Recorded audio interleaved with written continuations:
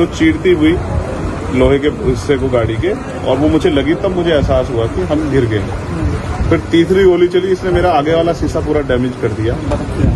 चौथी गोली पे मैं नीचे हो गया, जो गोली आपने देखा कि वो सीधी उसमें लगी। अगर मैं नीचे ना होता तो वो मेरी छाती के आर पार चली जाती। फिर वो गाड़ी 10 मीटर आगे जाके रुक जाती है।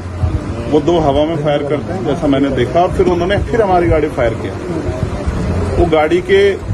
वो फायर जो है गाड़ी के नंबर प्लेट पे लगी। मेरा ये मानना है, उनको ऐसा लगा होगा कि हमने जो काम करने आए थे वो कर दिया, अब ये मर गया शायद, जैसा पहले कई घटना में हो। फिर वो शायद सरेंडर करने के मूड में थे, लेकिन जैसे ही मनीष ने गाड़ी को मेरे कहीं से यू टर्न लिया, उनको समझ आया कि जिंदा है, तो वो वहां से भागे। हमने पुलिस को बताया कि ये गाड़ी का नंबर है, फिर उन्होंने उसको इंक्वायरी किया। पुलिस के अच्छे अधिकारी यहाँ हैं, उम्मीद है वो अच्छा काम भी करेंगे। लेकिन ये स्पष्ट हुआ कि अपराधियों में कोई डर है नहीं। कितने लोग थे? 3 लोग। 3 लोग थे। 2 लोग असले से हमला कर रहे थे, 1 व्यक्ति गाड़ी चला रहा। चंद्रशेखर जी, कोई थ्रेट कॉल आया हो आपको इससे पहले, कोई धमकी? पिछले कई सालों से आ रही है। मैं लगातार पुलिस को इंटीमेट भी करता रहता हूं। मैंने डीजीपी को भी लिखा, गृह मंत्री को भी लिखा, मुख्यमंत्री को भी लिखा, यहाँ के पहले एसएसपी डीएम थे उनको भी लिखा। लेकिन डीएम साहब जो पिछले थे, अखिलेश सिंह जी, उन्होंने साफ मना कर दिया कि चीफ मिनिस्टर नहीं चाहते चंद्रशेखर को सुरक्षा दी जाए। मेरे आज भी याद है ये बात, क्योंकि मैंने एलआईयू के अधिकारियों द्वारा पूछा कि भाई मैंने आपको बताया फिर क्यों नहीं हो रहा है, तो उन्होंने कहा भाई ये सरकार का मामला, सरकार चाहे तो दे सकती है। तो मैं चाहता हूं मुख्यमंत्री इंतजार करें कब चंद्रशेखर मरे, उनका काम आसान है। लेकिन उनको ये नहीं पता कि गरीबों की, कमजोरों की, शोषितों की बात करने वाला चंद्रशेखर इतनी आसानी से उनकी रास्ते में से नहीं है। अच्छा, अतीक अशरफ के जैसा हुआ वैसे ही कुछ होने वाला था, ऐसा आपको लगता है? अब आप इसका आकलन खुद करें कि क्या हुआ और क्या हो सकता है। आपके पास एक और बात, मुझे ऐसा लगता है कल की घटना के बाद, इतने बड़े उसके बाद भी अगर मैं सुरक्षित हूँ तो हमारे संतों, गुरुओं, महापुरुषों का आशीर्वाद, हमारी करोड़ों बहनों माताओं का आशीर्वाद, बुजुर्गों का मेरे पास है। और मैं जो जिम्मेदारी मैं लेके मैदान में आया हूँ, बाबा साहब अम्बेडकर, माननीय काशीराम साहब, सदगुरु रविदास जी का जो बेगमपुरा राज का सपना है, मानवता के राज का सपना है, संविधान को लागू कराने का है, इन वर्गों को अधिकार देने का है, जब तक वो पूरा नहीं होगा मैं कहीं जाने वाला नहीं। गाड़ी को मीरपुर में छोड़कर अपराधी भाग जाते हैं, उसको कुछ और बता रहे, कुछ तो कहानी कुछ और नया मोड़ देने की कोशिश हो सकता है वो चाहते थे जो गुजरों और दलित समाज में एकता बनी है वो एकता टूट जाए, ये होगा ही नहीं कभी। ठीक है, ये नहीं हो सकता। अमेठी पंचायत आप लोग कर रहे हैं अपनी मांगों को लेकर? हमारी लीडरशिप ने ये निर्णय लिया है कि जब 24 घंटे में गिरफ्तारी नहीं हुई तो हमें अपने लोगों को भी जवाब देना है, तो इसलिए शायद उन्होंने 3 तारीख का समय रखा है। मैं उसका हिस्सा बनूंगा। अमेठी के अंदर एक फेसबुक वायरल हुई है पोस्ट जिसमें आपको मारने की वो की गई है, क्या कही है उसके अलावा? ठीक है, देखिए लोकतंत्र है, उनके अधिकार है, मारे या छोड़े। मैंने कहा ना, मैं पहला थोड़ा ही हूँ जो मारा जा रहा हूँ या जिसको मारने का प्रयास किया, मुझसे पहले बहुत मरे हैं, लेकिन उनको कोई जान नहीं रहा था। मुझे लोग जानते हैं तो मेरी बात आगे बढ़ती, लेकिन मैं अपने लोगों को मरने नहीं दूंगा, ये भी मैं उनको संदेश देना चाहता हूँ।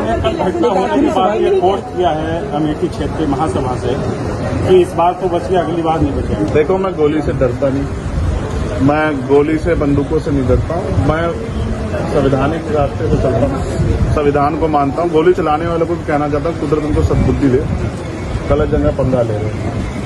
मैं झगड़ा नहीं चाहता, मैं अपने लोगों को भी कह रहा हूँ कल से शांति बना रखो और संविधान के रास्ते चलो। वो हमें डिस्टर्ब करना चाहते हैं कि जो हम राजनीतिक ताकत हमारी बन रही है कमजोर हो जाए, हम दूसरी दिशा चले जाएं। लेकिन ये भी एक अटूट सत्य है कि हम संविधान के जरिए जवाब देना जानते हैं, और किसी को गलतफहमी हो तो वो गलतफहमी सुधारने का समय, वो क्यों वो कर रहे थे, वो पाला खींच ले, मुझे ही तो मारना है ना, वो बता दे मैं चला जाऊंगा मरने, मगर मेरे लोगों के साथ तो खेलना खेलना, मैं तैयार हूं। अगर मेरे मरने से हमारा आंदोलन आगे बढ़ता, हमारे लोग खड़े हो तो मुझे कोई दिक्कत नहीं है, लेकिन उनको ये समझना चाहिए कि ये आज लोकतंत्र है। गोली की भाषा से एक चंद्रशेखर मरेगा तो क्या हो जाएगा, हजारों चंद्रशेखर पैदा हो जाएंगे।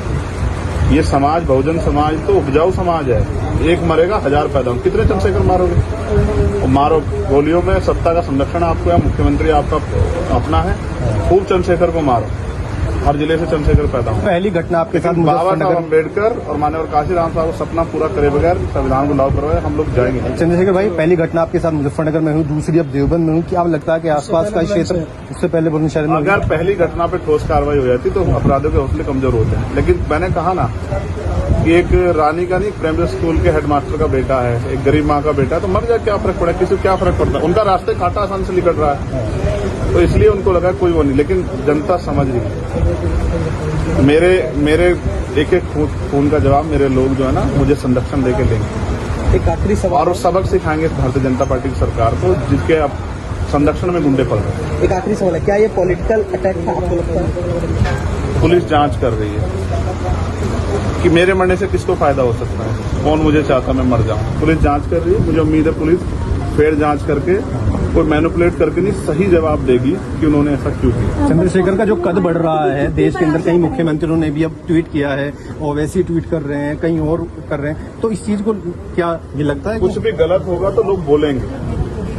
अगर कल मेरी जान ही चली जाती तो लोग फिर भी तो उनको पीड़ा होती, उनको अपना भी देखना है, कल उनके साथ भी हो सकती है।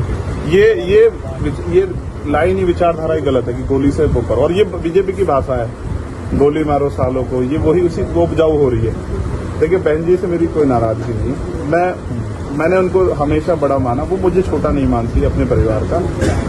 उनको ये घटना छोटी लगी, शायद अगर मैं मर भी जाता शायद उनको इस पर कोई शायद बुरा नहीं लगता, मुझे उनसे कोई दुख नहीं। मेरे लोग मेरे साथ हैं, ये बहुत, और वो समझ रहे हैं कि जो उनके लिए मरने को तैयार है, जिसकी जो जान पे जिसकी बनाई है वो हमारा अपना है।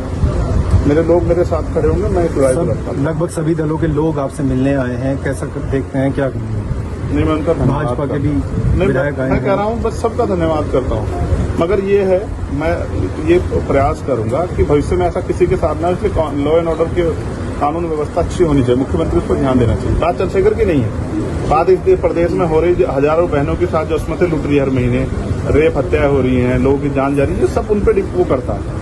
तो वो मुख्यमंत्री पद में बैठे हैं, अगर वो इसको संभाल नहीं पा रहे हैं तो क्या फायदा, फिर उनको इस्तीफा दे देना चाहिए। फिलहाल आप ठीक है, डिस्चार्ज किया जा रहा है? हाँ ठीक। आपके कार्यकर्ताओं ने आज जो है जगह जगह ज्ञापन दिया है, सहारनपुर में दिया, अगली रणनीति क्या रहेगी किस हिसाब से? कोई रणनीति नहीं, पार्टी के सीनियर लीडर जो तय करेंगे हम लोग उस पर काम करेंगे।